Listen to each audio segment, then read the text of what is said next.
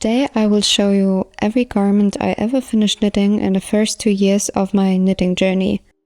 My first ever finished garment is a vest. The pattern was included in a knitting magazine where you had to knit in panels and sew everything together. The second piece is the step-by-step sweater by Florence Miller.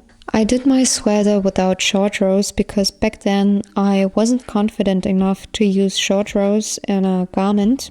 I chose a bunch of cheap yarns and combined them. I can tell you this combination of yarns paid back by hurting my hands so much.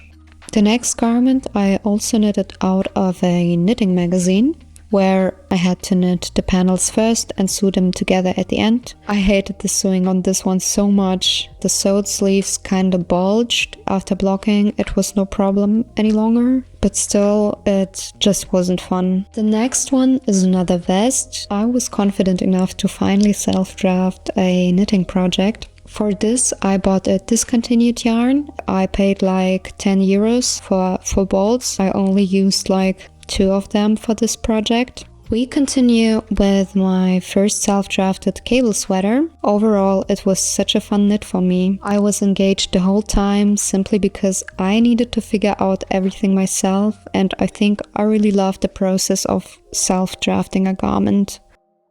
The final piece is based on the Real Easy Raglan by Emily Bolduan. I chose the short row version and added this fun cable stitch pattern in the middle of the garment. This pattern was so easy to follow, and I think it is a wonderful basic which you can easily modify to your liking.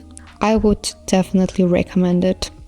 And last but not least, not a garment, but a very long self-drafted scarf, which took me over a year to finish. I love the result because it's really long, thin, and most importantly warm. I don't know if I would knit such a long scarf ever again. Honestly, it was just a boring knit.